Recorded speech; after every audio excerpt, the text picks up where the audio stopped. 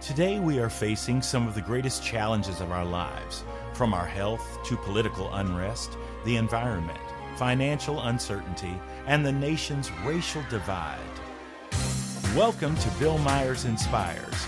My idea for this show was to invite guests and get the conversation started, to take a deep dive into the issues that impact our world with an eye to exploring solutions.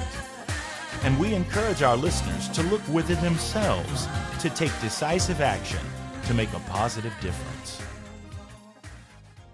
Welcome to Bill Myers Inspires. I'm your host, Bill Myers, and today's show, there was actually a different show that was originally scheduled for today, and 2 days ago, I believe, what was that, or 3 days ago, Tuesday evening, I realized near the early evening time that the day was May the 25th.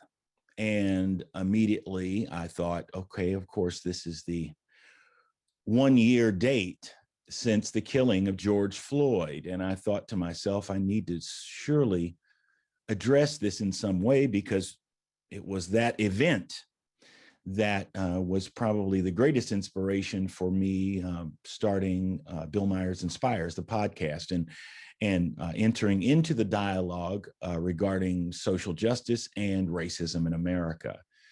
So I decided to make a very short post in the form of a simple meditation. And the post read, pause, period, reflect, period. Rest in peace, Mr. George Floyd.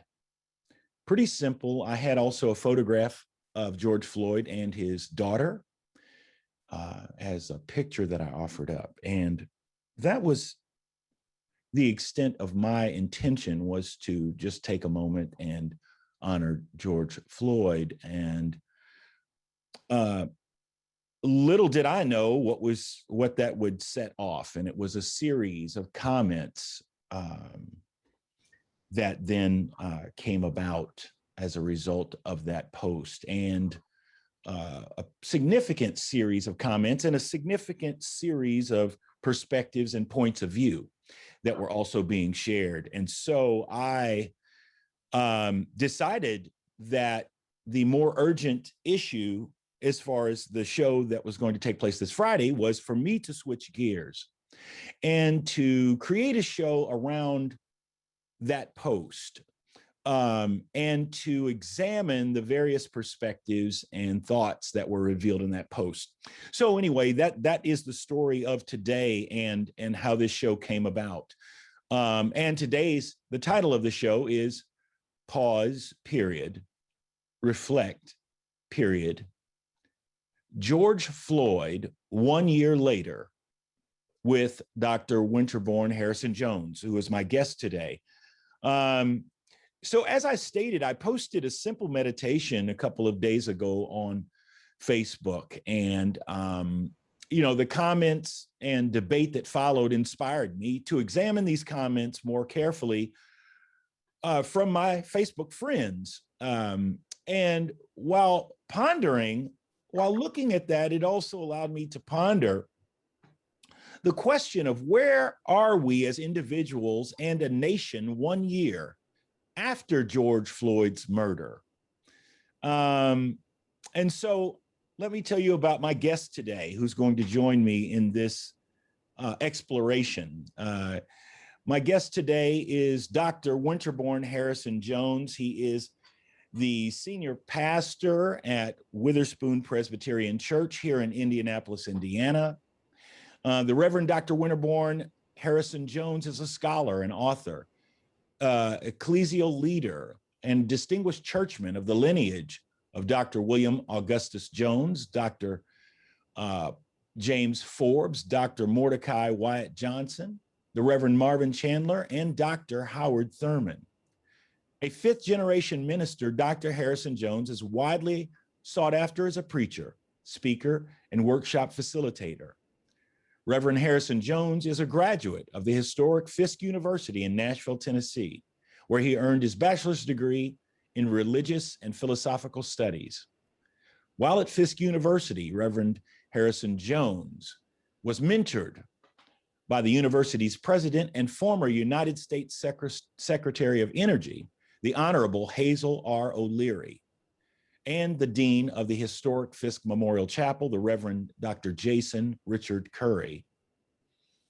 In addition to Fisk and Colgate Rochester Crozer Divinity School, Reverend Harrison-Jones holds degrees and professional certifications from the Lilly Family School of Philanthropy, the Harvard University Graduate School of Education, the Hertie School of Governance in Berlin, Germany, the Universidad de Salamanca in Salamanca, Spain. I did take Spanish, so I can navigate this one.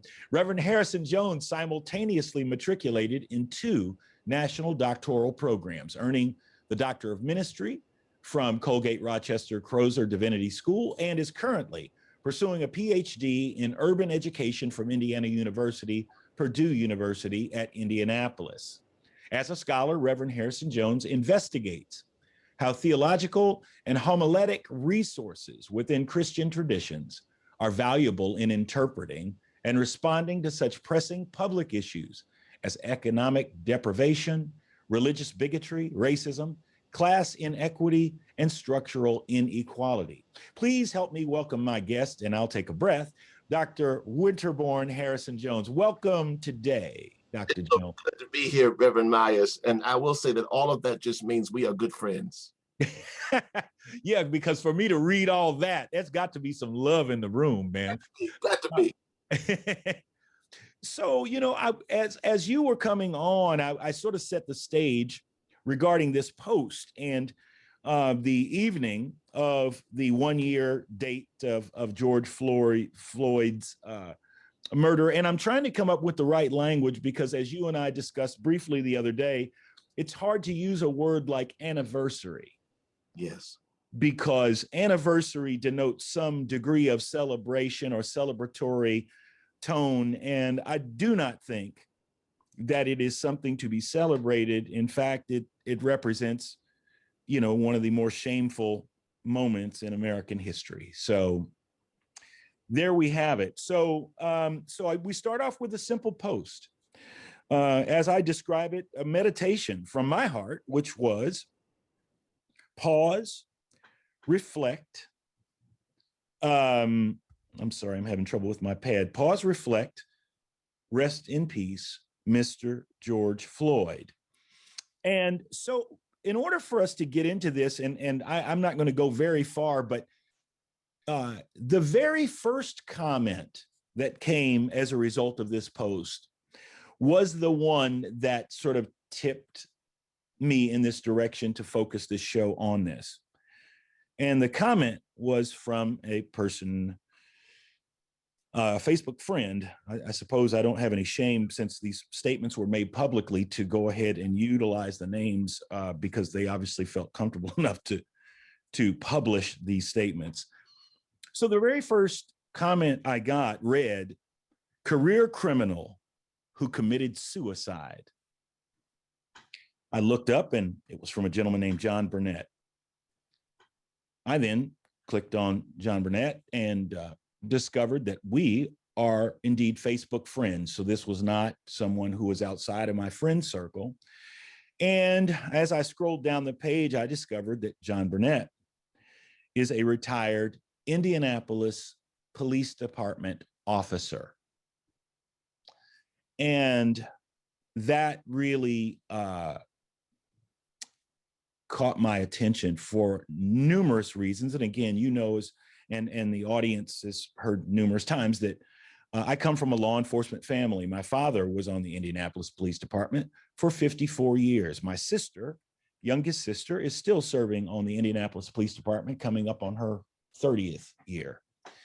So being in a law enforcement family and having certain sensitivities and respect for the law enforcement community is certainly true if you are a cop kid to a certain extent. Now, but this comment I just found to be alarming, foul in many instances.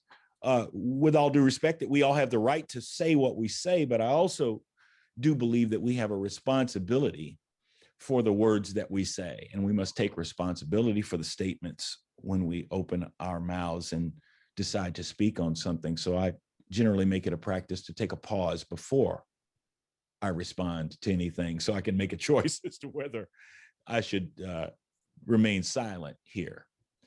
So so that's where we are. So Dr. Jones, my thought here is very simple. I would like to know that 1 year later, after George Floyd's killing,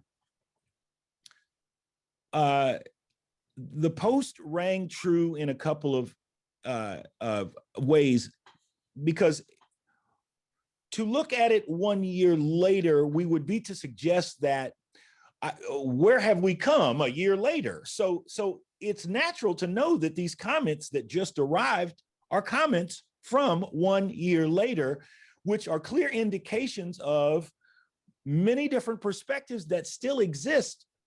Now, after the trial that was nationally televised was wrapped up, at least the trial as far as Derek Chauvin, the trial for the other 2 or 3 officers is still yet to come. But the gentleman with the knee on the neck, the principal in this murder, was definitely Derek Chauvin. And so we have gone through the trial. We saw the outcome of that as he was convicted, found guilty by a jury of his peers on 3 counts that essentially were 3 murder counts, right? So for a law enforcement officer to speak to this, it is my thought that a law enforcement officer who is a law enforcement officer would also be respectful of due process and would be respectful of the findings of the court.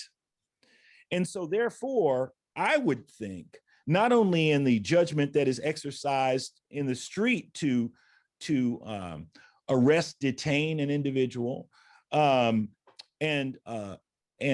allege a charge at an individual, I would also think that it's not just that front end part of the justice process, that a police officer, a sworn protector of the law and the rights of citizens to serve and protect the citizens of this nation.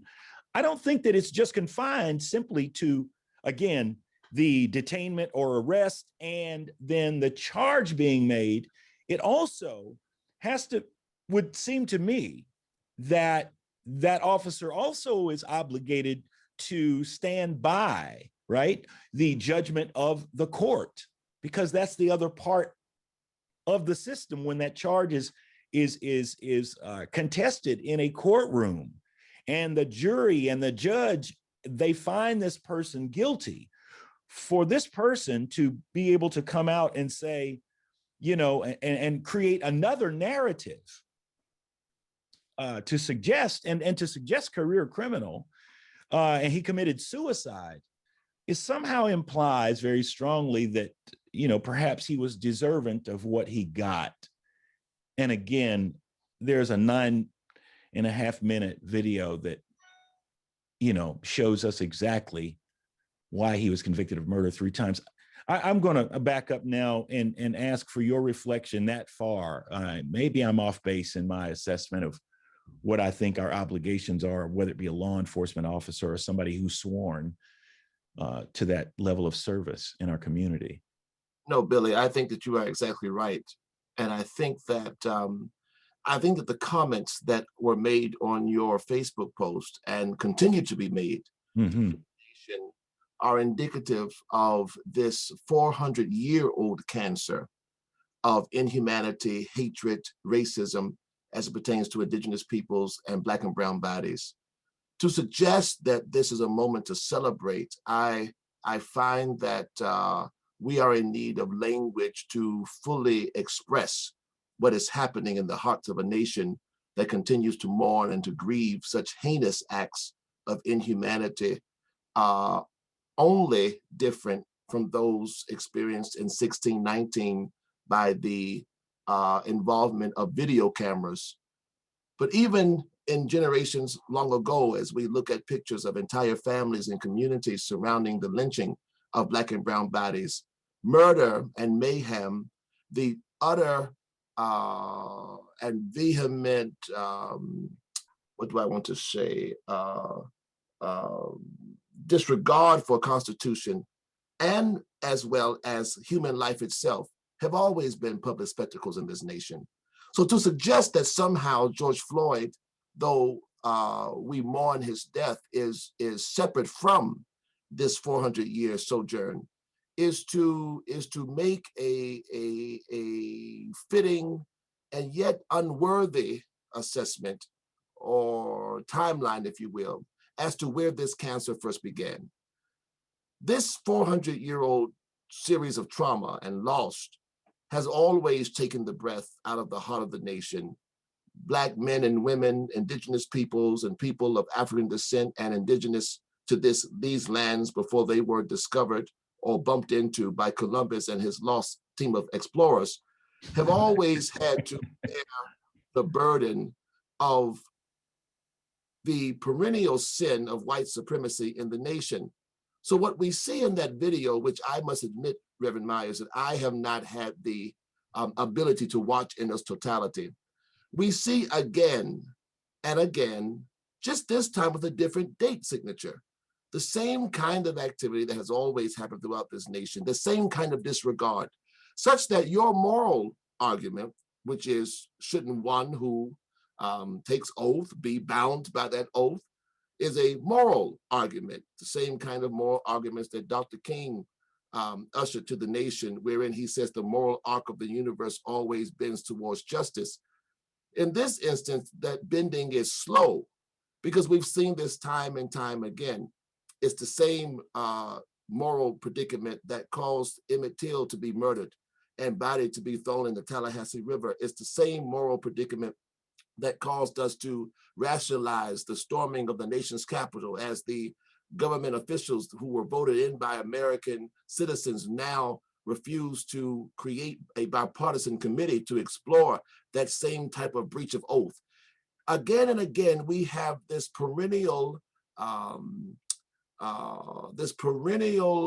expression of what happens rather, when the moral core, when the moral arc, when the core values of who we are as a nation are eroded, co-opted, and are made to be something that they ought not be, for the benefit of some and for the disfranchisement of others.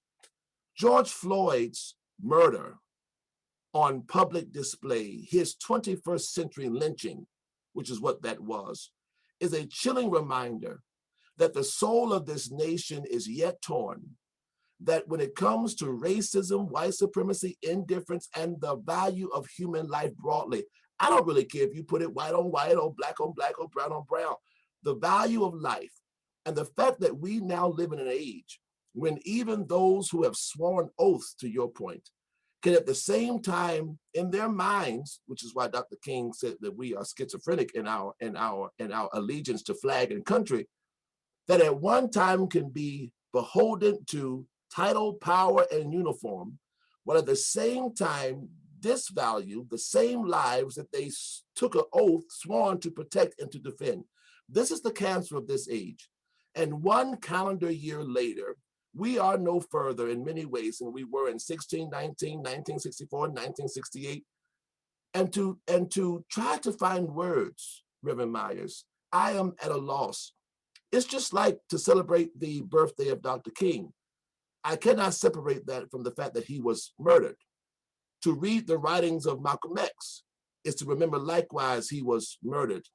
To honor Anwar Sadat and the writings of those who fought for freedom across the world is at the same time to remember that they were martyrs and their lives were given and taken in an unjust way and by people who found no value in their lives at all. So when people rationalize these arguments again and again, it shows that the very core of our nation is flawed. Our fundamental understanding of what the fabric of community is has been eroded and is in crisis. Wow. Yeah, it is very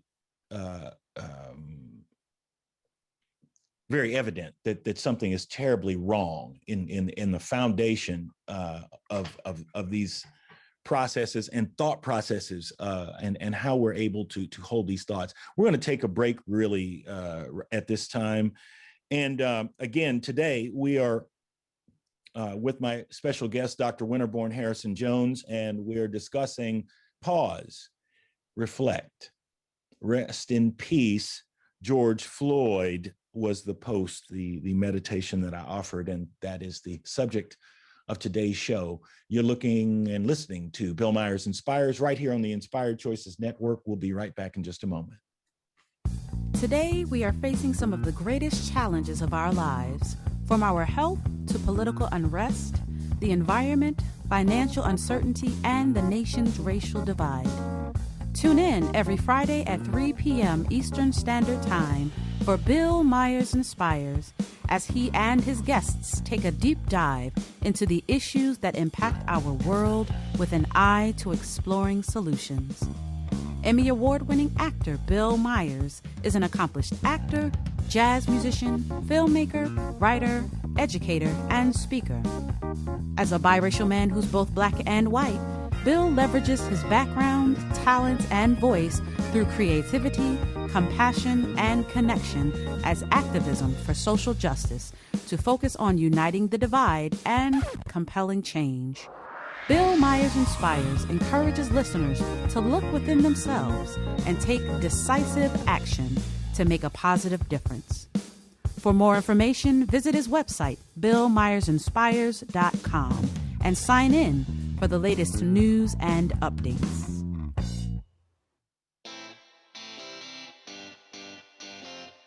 Are you a subject matter expert? Are you here to share your expertise with an audience waiting to hear from you in only the way you can deliver? Are you ready to have your voice amplified across the airwaves? Inspired Choices Network has a global radio platform streaming to millions of people across the world.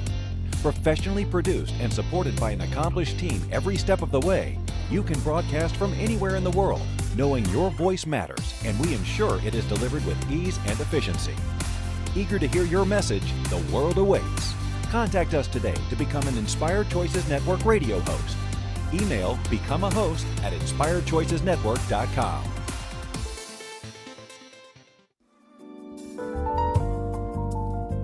You're listening to Bill Myers Inspires here on the Inspired Choices Network.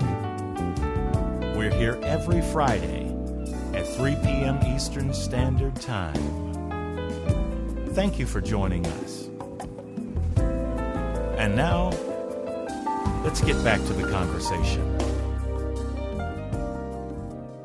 We're back. You are listening to Bill Myers Inspires, and today, the topic of our show is pause, reflect.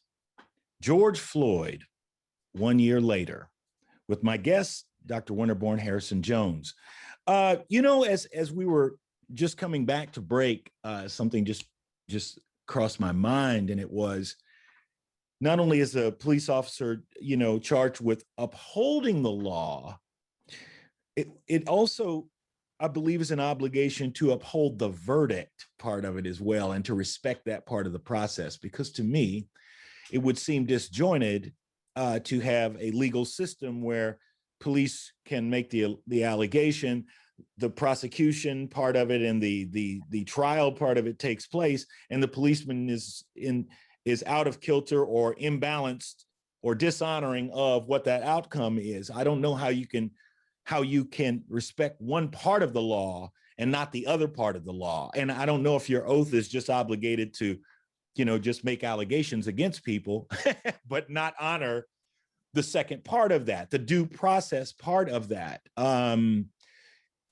So anyway, I'm just very curious about that. I don't want to sort of stay stuck on that, but let me advance this just a little bit, because of course, a comment like that was immediately, I felt the need to address it. And I don't usually engage in a bunch of jousting on Facebook and a bunch of opinion stuff sort of back and forth. But I did find it necessary to let my other friends know from whence that comment came. And it needed to be known that that came out of a police officer, retired police officer, which, so of course people really pounced on that. And I did what I did. I don't, unapologetically, I offered up that he was a police officer. And of course, people responded and, John, at what point this morning did you wake up and decide that you would just be a grumpy and hateful old man? One comment, what a horrible soul you must inhabit. Wait, maybe you're referring to Derek Chauvin as the career criminal, so on and so forth. But people really did respond to this. A jury of his peers unanimously disagree with you. They were highly informed of the details of the event, whereas you are ignorant of them. In comparison, you fail. So these are some of the feedbacks, but then there's this one that came in from Charlene Lakin, who is a good friend of mine. And she said, Bill, that was a typical answer from too many, but not the majority, I hope. Actually, he is the typical cop on the street. Just my opinion, of course. Charlene Lakin is a lovely woman, senior, and she is white. I think it's necessary to say. So again, I'm giving sort of brief profile on the individual speaking up because I think that that's necessary in order to have a context. Who is that? Is that a young person, older person? Where is this feedback coming in? Now, following that comment, and then we'll get back to discussion here, is Clarence Lonnie White. Clarence White is a retired. He's retired a few years ago. He was on Indianapolis Police Department. He comes from a law enforcement family. His father and brother. I mean, there were many that were police officers. And Clarence is a person of color. So Clarence offered this up. He said, John is a retired officer, IMPD, as am I. However, all officers do not agree with John's assessment. Whomever law enforcement deals with, each and every one is a human. I've dealt with a similar situation like George Floyd and realized that the individual was under stress and took the proper steps. The individual lived. I believe any officer should be able to determine a problem. Discuss. To your point, what this other officer is getting at is that these oaths and these roles and responsibilities that people have, Reverend Myers, cannot be separated from their character as human beings more fully. A person who fundamentally does not value the life of another human being, there is no oath that can supersede that sort of core chasm in their hearts. What this other officer is saying is, while I too am a police officer, I am built differently. My humanity is constructed differently. My core values, how I assess and what I value, what I deem as important. I am not tied to propaganda or empty narrative. I'm tied to doing what's right. The challenge that we have here, Reverend Myers, is that we are now living in an age where oath and credo are dismissible, where people can wear the badge or wear the clergy robe, but not the tradition, the core values, the high regard that come with them. Someone now can smile and shoot, or be a constitutionalist and still be a racist, or believe in the love of God, but not an equality of all human beings. What we now have to do is reestablish who we are as a nation, who we are as people. What is the value of human life? how might we live and thrive? What is our obligation to one another? How might we survive together? What will we do? To what are we true? To what do we lend our heart? This conversation we are having today is similar to the conversation that the gentlemen had at the founding of the nation, where they carved out the core values of this land of which you and I would not have been counted to be a part. We are now at yet another defining moment in this nation. George Floyd was another reminder that we have not yet dealt with at all since the inception of this nation. What does it mean to be human? What does it mean to be owed the right to live, to thrive? And if we profess that we believe that every human being life matters, black, brown, blue, green, multicolored, polka dot makes no difference, then the next piece of this is, how might we enact our agency to build the world that we profess to believe in?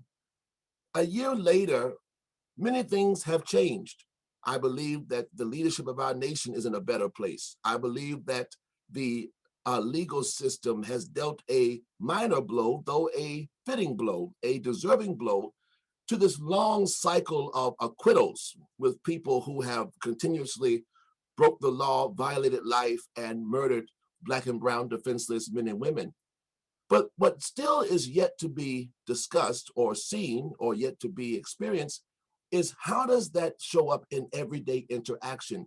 What does it mean to develop a system, a community, a set of beliefs whereby we are again nourishing the human spirit, where the soul of every person matters, and where we are building communities where people can thrive and experience the fullness of life itself? And that officer is getting at the fact that the character of a person is not bound to or is not fully represented by the oath they take or the badge they wear. Wow, that's I was just thinking about the idea of, and not to at all feed into the notion of a George Floyd and his previous run-ins with the law, but to suggest the idea that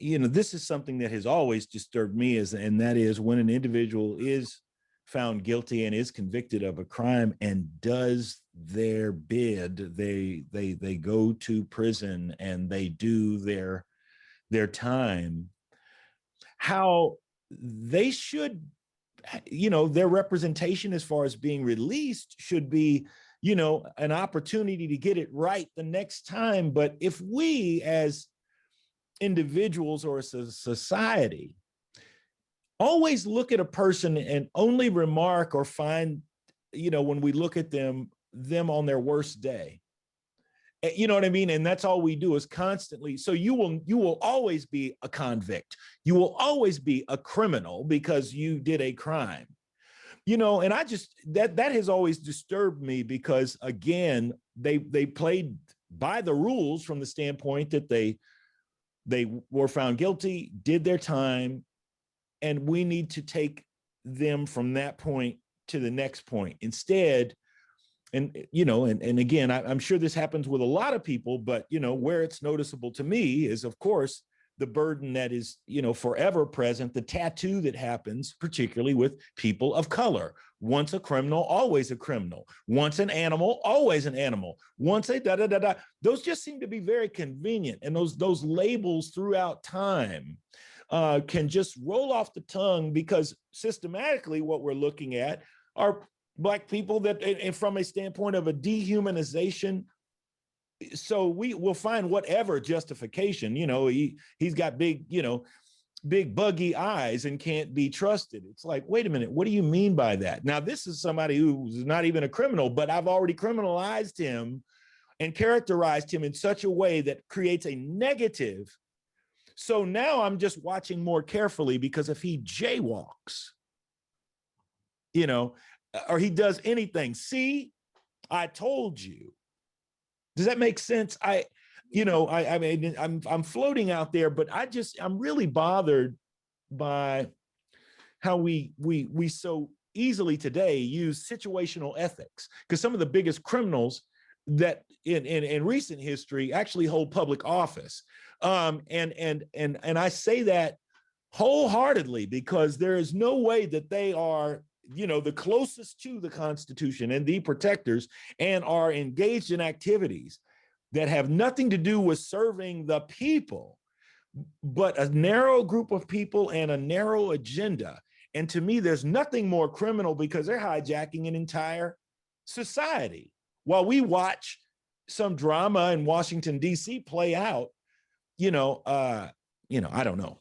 Yeah, I think what you're speaking of, Reverend Myers, and I think this is perfect, is this double standard. And you are right.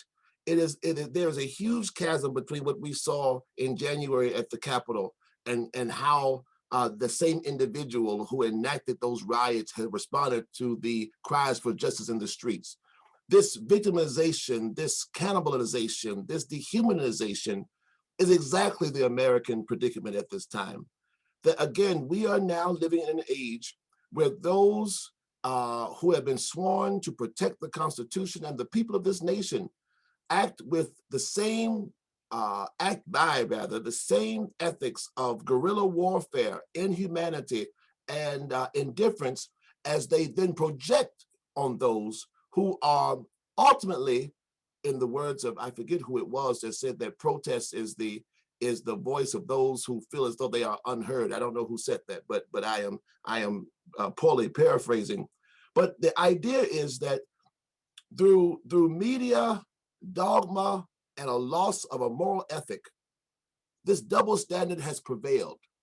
And so again and again, while I do honor the verdict that has been dealt in the case as it pertains to George Floyd, we still have a 400-year legacy to deal with, to grapple with. And then what about the other issues, reform and police training and community trust? I mean, as much as I watched the trial, I could not believe fully that the outcome would change what I know to be true every single day. Again, we must rechart a different way. We must again define who we are as a nation, who we are as a people. What does it mean to be American?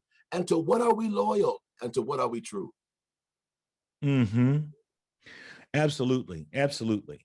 I'm going to go and share with you this next comment was from Kelly Vaughn. Kelly Vaughn is a longtime media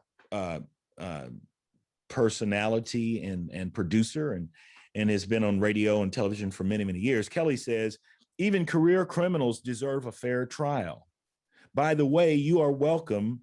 And then she opens up, you're welcome to come on our community affairs show to express your sentiments. This, of course, was geared to John that made the initial comment. Again, sort of inviting him. Now, at this particular point, we're 60 some comments into this post. And at that point, there was no comment at all from the retired police officer who made the initial statement here. So, I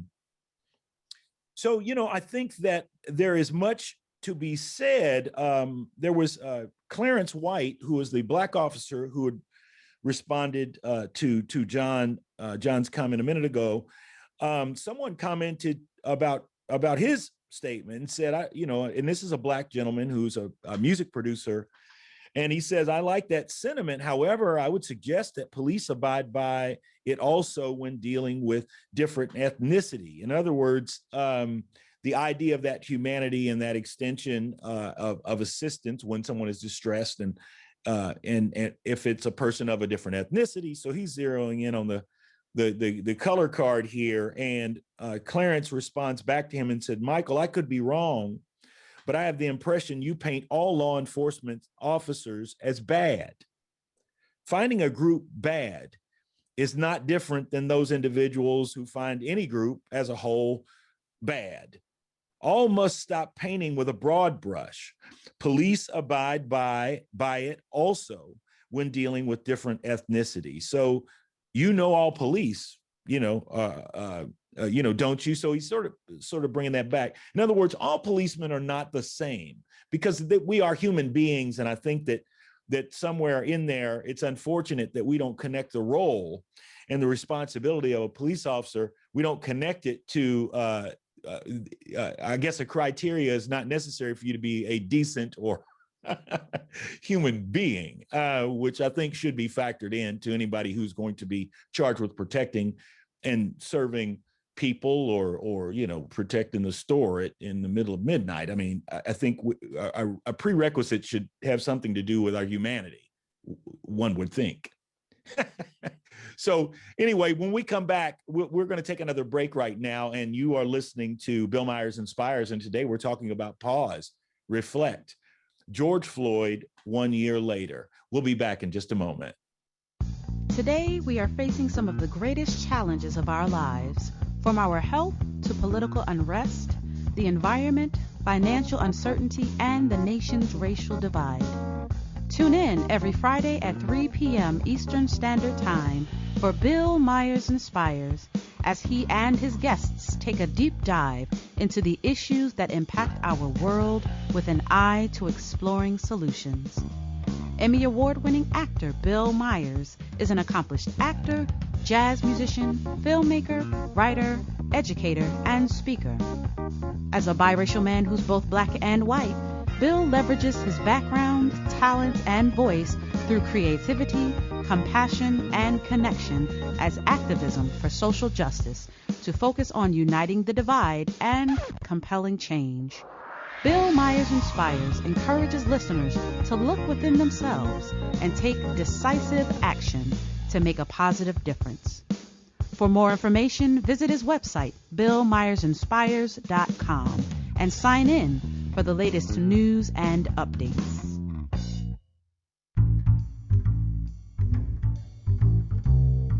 How wonderful would it be to carry your favorite Inspired Choices Network host with you throughout your day?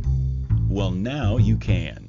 Inspired Choices Network now has its very own mobile app. Our free app offers live streaming shows, along with thousands of podcasts and TV episodes. Our shows cover a wide variety of topics. Whether you're waking up with us, carrying us through the day, and taking us to bed with you, we're always here for you to enjoy. We're easy to find. Just search for Inspired Choices Network in the Apple App Store or Google Play Store. You're listening to Bill Myers Inspires here on the Inspired Choices Network.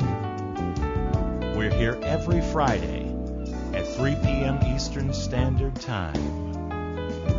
Thank you for joining us. And now, let's get back to the conversation.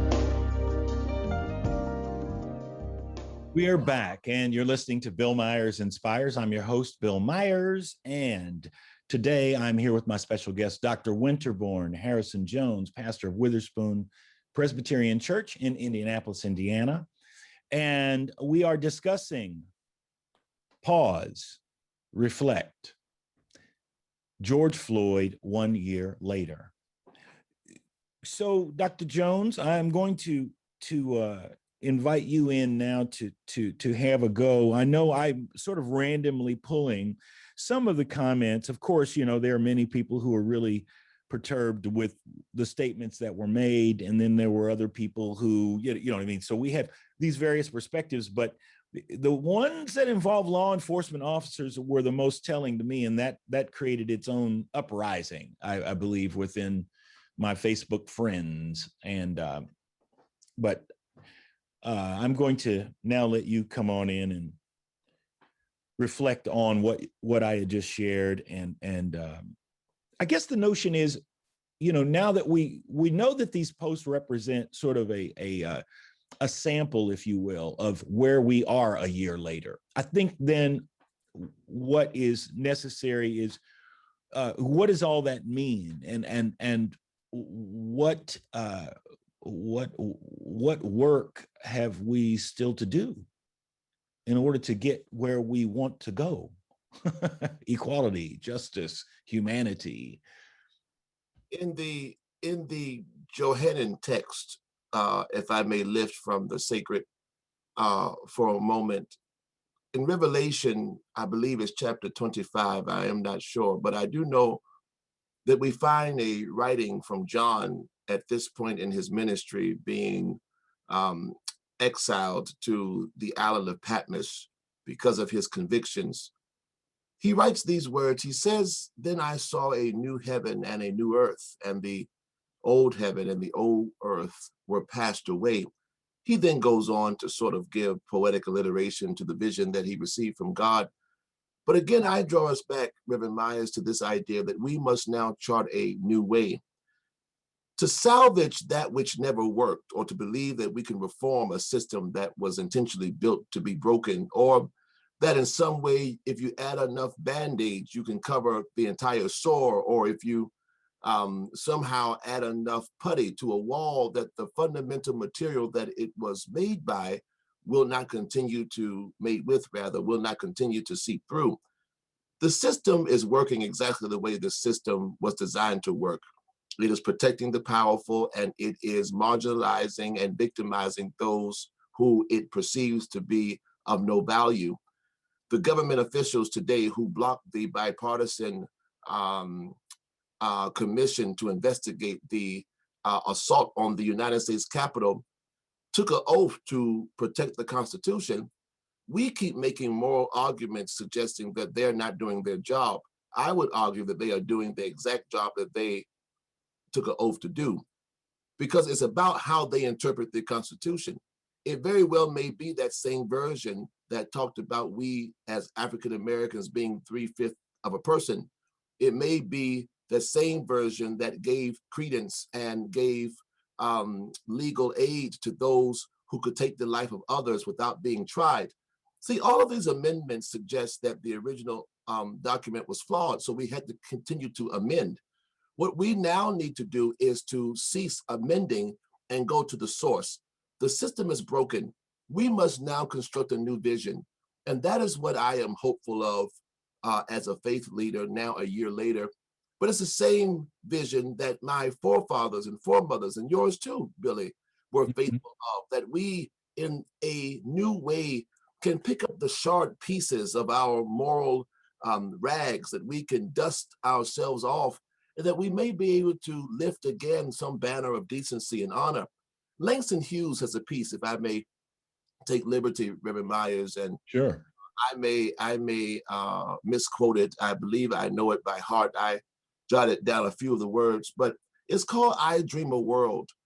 Langston Hughes writes these words. He says, "I dream a world where man no other will scorn, where love will bless the earth and peace its path adorn.